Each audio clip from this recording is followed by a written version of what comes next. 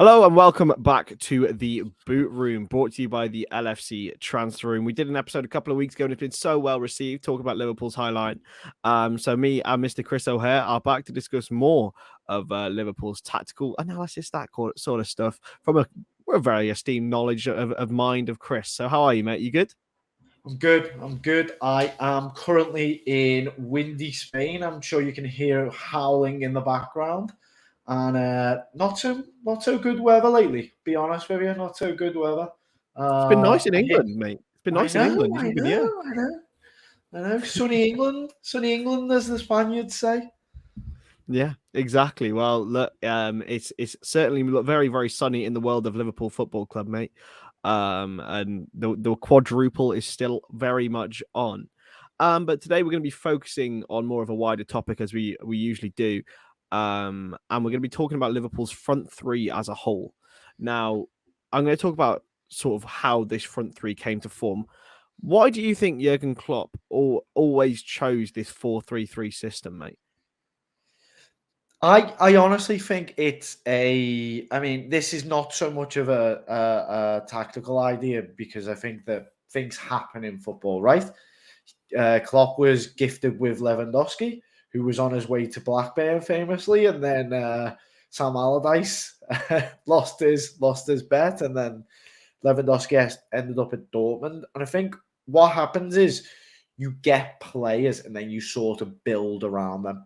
And I think what happened with the acquisition of Mane and then the acquisition of Salah, it sort of formulated itself. I don't think that he went in going, I'm going to do this. Because if we remember, Origi was tested as a lone forward for a while. And that was, sort of a work in progress.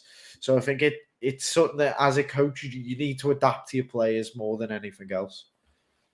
Yeah, especially going into the squad that he inherited. It's certainly not anywhere near the squad that he's got now.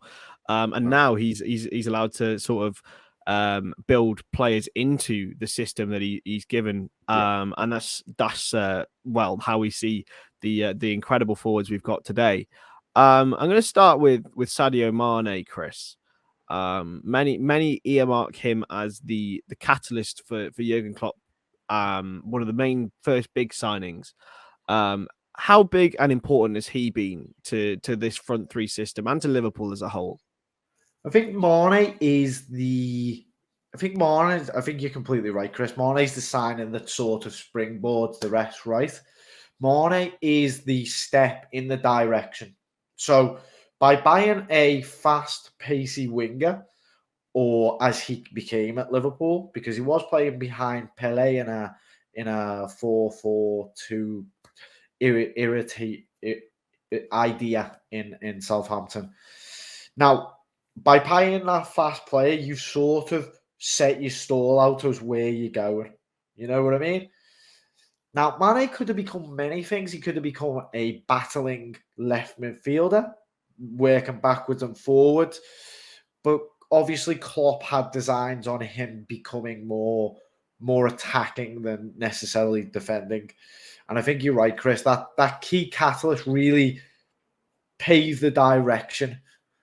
Because, of course, they go out and sign Salah, who everybody thought initially was going to be a support act for Mane. And it didn't quite turn out like that. Yeah, I mean, adding Mo Salah in, and he's exceeded all expectations that anyone had for him. Really, this failed winger at Chelsea, has gone and rebuilt his career at Roma, and then came in and blew it all apart. Really, Yeah. but I'm gonna go not straight to Mo yet. Roberto Firmino was a player that Jurgen Klopp openly admired at Dortmund in his time there. And built him into this false nine position where he's just excelled over the last few years, probably coming to the end of his tenure now as a first choice. But mate, Roberto Firmino, how important has he been? Roberto Firmino is like I think everybody said it. I'm just repeating other people's words. He's the glue that holds it all together. But from a tactical point of view, he's incredibly important because what he does is he enables central solidity. Because by him dropping backwards and working backwards, most importantly, not dropping backwards, working backwards. So quite often he'll run backwards and he will rob the ball as the other pivot has the ball. Why is that important? It sets a marker down for what's expected from the rest of the team. If you play in this position, you have to do these things. Now it's impossible to imagine anybody playing centre forward and not pressing. But I definitely think in the past it wasn't quite that way. I mean, I can't remember Torres quite pressing in quite the same way. I can't remember David Ngog or Voronin quite pressing in the same way. It's Firmino and signings like Firmino are more of a culture setter. They're more of a sign of what we are, as Liverpool say, as Linda says. Intensity is our identity. Without Firmino, that building block, that base, it would be much more difficult to implement. And the crazy thing is that he was a Brendan Rodgers signing, and that he came in and Rodgers didn't really know how to use him, and then he became this absolute utilised as a monster under Klopp, and he's been amazing. And finally, the final piece added to that sort of the original jigsaw was Mo Salah. Basically, I have no other words for him than just a monster, Kris. Yeah. That's it. What else are you to say? I think that Mo Salah is the ultimate Moneyball signing. I think that in the future there will be books written about Mo Salah, because what we've yet to understand is that through Firmino and then Mane and a couple of other players, they were obviously going with this money ball mentality. Where can we spot the outliers, right? Konate as well, he's an outlier. He shows attributes that are not typical of his position. And Salah just exploded. Salah exploded, and he exploded because they were able to identify something nobody else could. And I think that, to be honest with you, he might still have one of those seasons in his back pocket. Whether it's at Liverpool or not, we'll see. Yeah, absolutely, mate. And that's sort of the main three. And there was a bit of a criticism of Liverpool for quite a while, really, even in the most successful times, that these three players were overplayed and had basically zero backup apart from Divock Origi and Taki Minamino towards the end of that. Daniel Sturridge as well for certain points of it. So how important was it to go and recruit a forward like Diogo Jota and then a forward like Luis Diaz to maybe prolong these players' careers? That I couldn't have said it better. That is the key. We had a debate recently on LFC Transfer Room, and it was about Sadio Mane. And somebody was saying he needs to kick up the bum, basically. And that might have been true. I don't know Sadio Mane. Unluckily, I've not met him just yet. And then I don't know that. So it's sort of a difficult point to argue against. But what I couldn't argue against was the point I made. It's that Mane needed an ability to rest. Salah needed the ability to rest. Firmino is a workhorse. He needed the ability just to recuperate, just to get himself again. And with modern footballers being the way they are, and as much as we dislike someone like Cristiano Ronaldo, he's still banging them in. And he's still got movement that's absolutely incredible in the box. So modern football's it's not the way it used to be. You're not finished at 32 anymore because, you haven't got the pace. It's really a different sport these days. So I think by having those five forwards, you can rotate. You can create a longevity with players that really means that maybe you can sign Salah onto a 5-year deal, whereas in the past that would have been impossible to think about. Yeah, definitely. So we've profiled really the five forwards that we'll be discussing, but we're not going to be discussing them as individuals anymore, Kris. It's going to be a unit of it. And first of all, you told me the first four principles that you have as a coach. Would you want to explain that? What before we get into sort of the practicality of the video and explaining it? How do you as a coach split up 4 phases of play? Okay, so within training, it's really difficult to split things up, and that's not really the way you go about it. The idea that you can focus on the 4 principles, which are with the ball, right? Without the ball, defensive transition and attacking transition. Now, of course, when you have the ball, if you lose it, you go into the defensive transition because you've lost the ball. So that's your reaction to losing the ball. Then you have without your ball situation. So that's what you look like without the ball if you don't gain it back immediately. And then after that, if you get the ball, which hopefully you do, otherwise you're going to be watching a lot of football being played in front of you, then you go into the attacking transition and it becomes a cycle. What you're really looking to do as a coach is each session concentrate on a small part of the training that you can change. So, for example, classic idea is the rondo. Everybody knows a rondo. It's you put maybe 5 players and you put 2 in the middle, and then the idea is they pass the ball, and then you have 2 in the middle that have to press and rob the ball. Well, in this, you're working on possession with the ball. You're working on transition as well, because maybe you make a rule whereby if you rob the ball, you have to pass it immediately to one of the opponents to escape. And then you're working on your positioning, so that's without the ball as well. And then you're working on your attacking transition also, because what you have to do is get the ball and then spring. So everything in football is combined. It's really difficult to separate them. Yeah. It's interesting, very interesting. But we're going to try and separate it so it's nice and easy for the guys at home. We're going to talk about, first of all, Kris, the front three with the ball. Yeah. Now, talk to me through sort of the movements between the three of them and individually, because they all sort of seem to rotate around each other, don't they? They do. And this is one of the most beautiful things, is because what's happening is, as we can see in some of the photos here, there's so many dynamic movements. And what I've done is I've used the 2 City games just to highlight those differences. And in the first picture with the dynamic movements, we can see how Trent is an incredibly advanced position. But let's ignore that. Let's look at the positions of Salah and Mane. What's happened here is Mane has drifted outside slowly and Salah's came inside. Why? Because they know that one of those players, probably the left back, has been ordered to keep an eye on Salah and follow him.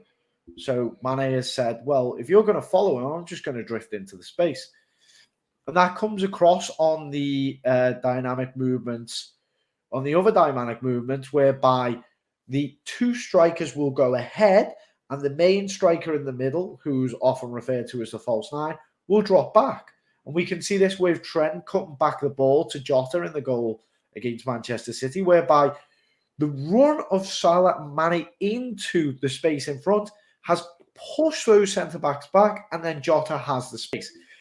It's all about manipulating your opponent into following you or not following you, and then you're free.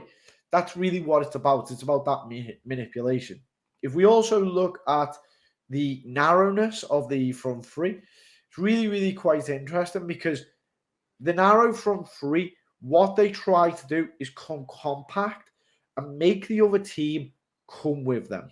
They have an option. If you're playing 4 at the back, you have to come with us and leave the space for maybe Trent or an overlapping Henderson, Robertson, or you leave us alone. It's all about creating superiority or creating confusion in the other team. We can see that through these photos of the narrow front three also, when Trent's got the ball further up and Mane's running behind, or, for example, in those situations whereby in the first season where Liverpool started to succeed, the front three was so compact together, and that always lends to this overloading in the box situation. Talking of, I know this isn't a fullbacks video, but how much do the fullbacks play a role? If the front three are narrow, does that allow the fullbacks then to get into their positions? That's exactly what it is. Yeah, exactly. Because if you have two fullbacks, those 2 fullbacks, you have to manipulate them constantly, whether they have to come more compact or whether they go wider. If they go wide, Robertson runs through the middle of them. Robertson runs right through the middle of them. And what does that say? It says either you go with me or you leave me. And they never leave Robertson alone. They can't, because then he's just got a free run on goal or through ball. So what we're trying to do constantly is, do you remember the Amazon thing about Pep Guardiola about City? Do you remember that? Yeah, I sort of do. Yeah. Right. Well, Guardiola says in that, and he says it in Catalan, and the translation's not very good. I don't really speak Catalan very well, but I understand it completely. He says we need to look at their runners, and everybody thinks they're talking about Salah and Mane. They're not. He's not talking about Salah and Mane. He's talking about runners that go behind the lines, and that behind the line run constantly creates absolute chaos in the opposition, because they have to go with it, and then there's space, So those, by coming in inside, you're letting those runners, which are Trent and Robertson, come inside. It's really, really fantastic. Yeah, definitely. It is so interesting. Let's talk about the defensive transition. Jurgen Klopp's team this team is well known for keeping the ball and winning the ball. Talk to us about these sort of images that we've got here in front of us. Yeah. So these two images are really interesting because defensive transitions often spoken to Liverpool about gegenpressing. Everybody talks about gegenpressing. Win the ball back and go. Win the ball back and go. It's not actually true. What Liverpool tend to do is get the ball back and then retain possession. There's a big difference, because what Liverpool are doing is, in the first photo we can see here, the ball's been lost and then Diaz is trying to retain the ball, right? And then in the second position, you can see what he's doing is he's passing back to Firmino. That's not gegenpressing. Gegenpressing is getting the ball and then immediately attacking. What Liverpool are doing is they're winning it and they are containing possession. Very, very different. And what that means is they can keep constant pressure on the opponent. You know, the old Manchester United crowd singing again. Fergie used to do it. They used to rob the ball and then keep it and go again. Rob the ball, keep it and go again. Not rob the ball and then go again. No. That only works at times. But if you're just constantly stealing the ball high up the pitch, squeezing as much as you can, and those front three are vital, because what they're allowed to do is, as soon as they rob the ball, press it within 2-3 seconds, and then we can try and get the ball again.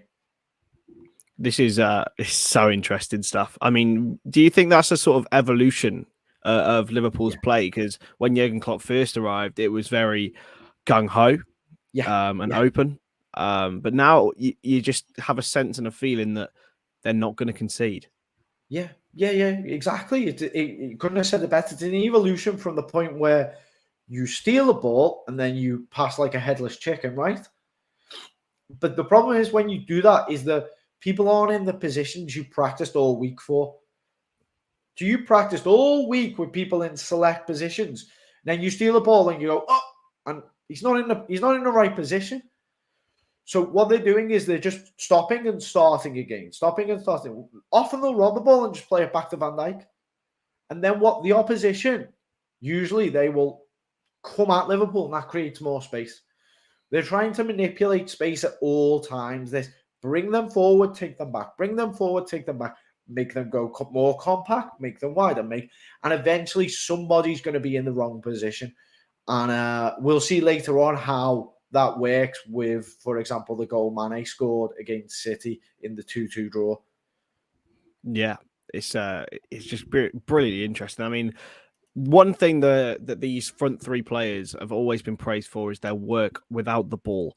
Yeah. I would say, especially Roberto Firmino, but I think Mo Salah and Sadio Mane are quite underrated in their defensive work. But as a unit, how do they work? And how does it work offensively without the ball?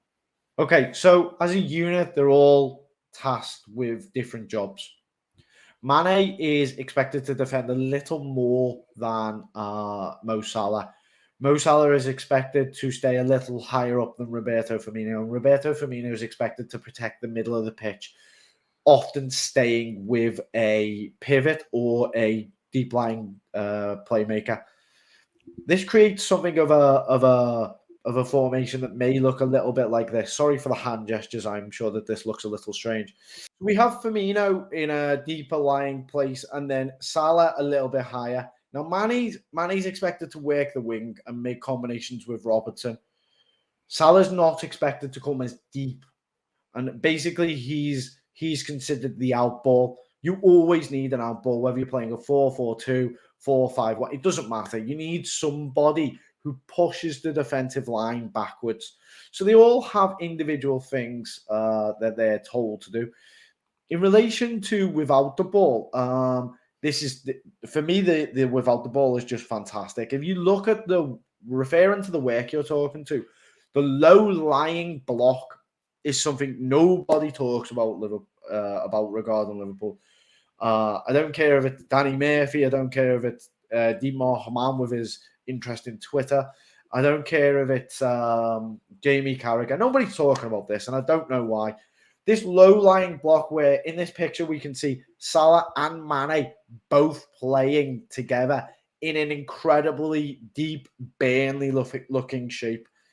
They work their socks off. But if you've got that ball there and you rob it, you're gone. You're going to be able to go on.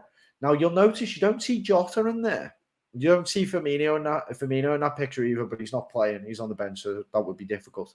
Why? Because somebody's always got to be stretching the opponent. Yeah. In regards to occupying the center, we can see a photo. We can see the first photo, which is occupying the center. We can see how Mane is occupying Bernardo Silva. And that's what the false nine needs to do. You can see Salah a little bit in front and Diego and Diaz a little bit back. And you can see there how that's the natural inclination. Diaz is expected to come back a bit and Salah is supposed to be the out ball. And the center has to be protected at all times. Now, if we move on to the blocking lanes, you can see how Manny scores his goal. What he does is he blocks the center of the pitch, giving Stones no option. Stones has no option. He goes back to the goalkeeper, and the rest is history. Mane presses, forces a mistake, excellent tackle, and then we score. And that tackle would have been a foul in a non-VAR era, may I add. So that's amazing. Blocking those central lines, stopping those central passes, and forcing the opponent out wide. Now, the final slide is the most interesting. The front three becomes a front four. Why?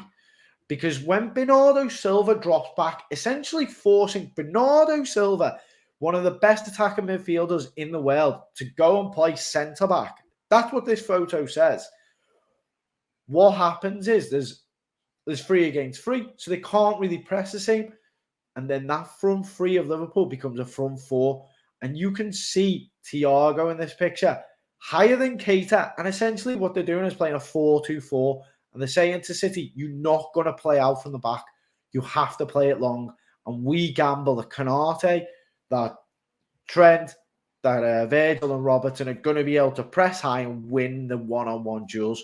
It's an incredibly intelligent solution. That's why Liverpool won the game against City 3-2 in the FA Cup semi-final. Yeah, it's so interesting to sort of out-tactic Pep Guardiola is probably one of the best things you can do, and I think Jurgen Klopp did that on that day. But now to go into sort of the more attacking transitions, when you've won the ball, you see the 3 usually bombing off forward, as you mentioned. Let's talk about how they get into that space. So space is sort of Klopp's bread and butter, and I think that him and Linders probably sit down and just start talk about hours about space. How do we manipulate space?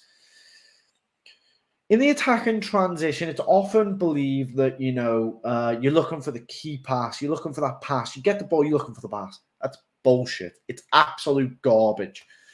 This idea of looking for this key pass is like a sort of Football Manager FIFA idea oh, you get the ball and you press triangle and the ball. No, that's not how it works. What you're looking to do is move your opponent one way and then hit him a different direction. It's like the boxer who goes low and then goes high. That's how you finish somebody. You never finish somebody just by going high. And if you do, they were probably bad at the job. So what we can see here in the slides is how running into space is so key to Liverpool. This is again what I was talking about, the runners. Now, Guardiola's wasn't worried in that Amazon documentary about the runners. He was worried about the effect they have on the team. The first slide, we can see how Henderson has the ball, and then he plays it into, the ball gets played into Salah. Salah is in the inside channel. Naturally, that would be described as the inside forward. And then what he does is he ignores Jota. 10 out of 10 players play to Jota, right? But why is he ignoring Jota? Because Jotas are meant to be ignored. Jota is the distraction. A lot of Liverpool's moves about distracting the opponent, which is why it's so difficult to play in this team. Which is why a lot of players need time to adapt. So as we can see, Salah in the final slide, Salah is able, because of Jota's run into that space, Salah's able to have that space. And you can see that big running track. That's the only way I could really describe that shape, oval. And which also looks a little bit suspicious and dodgy. But that shape is only created because of Jota's run. And Jota is well aware that he's probably not getting the ball. He's well aware he's not getting the ball. But he knows that if he runs to that near post, he's dragging Stones with him. And if you look at the other central defender, I think it was Laporte, he's on his heels. He's doing absolutely nothing. He doesn't know whether to go backwards with Jota or to press Salah. So what they're trying to do this front three is whether one drops deep and the other two go, or whether Firmino drops deep and the other two go. This is always about creating space for your teammate. Jota creates the space, Mane runs into it, puts it in the top corner, and that's your goal. It's that simple. However, it takes a lot of training to get to that point because you have to do exercise after exercise after exercise, which looks like you're doing exactly the same thing, but it's just automation.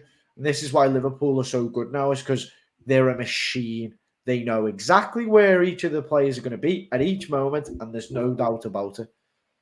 Yeah, it is so fascinating. And the fact is that however much they are unbelievable individuals, that they are such a wonderfully great unit.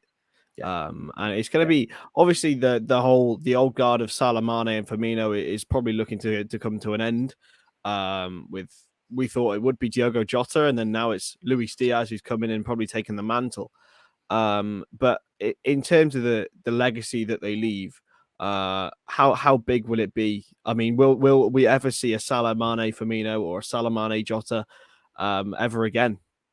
I don't know, because I think that what people seem to forget is how unique these players are. We had Suarez, such a unique, clever player. We had Gerrard, such a beautiful, unique player. These players are very different from each other. And I don't know whether they're going to have a Salah-like player or a Mane-like player, because those attributes and those abilities those players have are so very different. So to be honest with you, I think the idea of just swapping one player for another, it's not quite the same. And maybe one day we'll focus on how different Diaz is actually from Mane, because he's very different in many ways, although he's doing an incredible job. What do you think, Kris? Do you think we're going to go and sign the next, or do you think we're going to continue with these? I don't think we'll sign any others for a little while. It's all about keeping hold of them, to be honest with you. I still think all five of them can offer such unbelievable things. I mean, we know the Mo Salah contract situation's rambling on and on and on, but I think it'll get done. I think Mane will get one as well. I'm not sure about Bobby, and then I think Jota and Diaz are the future, really. They are the next Salah and Mane, even though they're so different. Well, I trust you, because you seem to be in the know, mate. You seem to be those two are the next ones, mate. Those two are the next ones. But yeah, you seem to be in the know. You seem to be in the know. I trust you. We're we're gonna keep hold of Salah, right? And then we're just gonna keep the train going. Yeah, hopefully.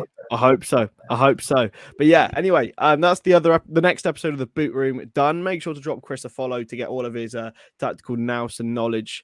He is studying for his UEFA Pro license, but when is that going to finish? By the way, mate, when's that going to get? Good question, mate. I think at the end of the June we'll finish the course. Luckily next week I've got a day free because it's the English class. I think I'm okay on that one. Luckily, studying in Spanish has some perks. One of them being one of the classes is English. But we'll see where we go from there. And then after that, obviously, onwards and upwards. Exactly. We'll get more and more. We get to see more and more and get to hear more and more from you. But that is the next episode of the Boot Room. We will catch you in the next one where who knows what we'll be discussing. But let us know in the comments and we will take note of that. See you later. Bye-bye. Thank you very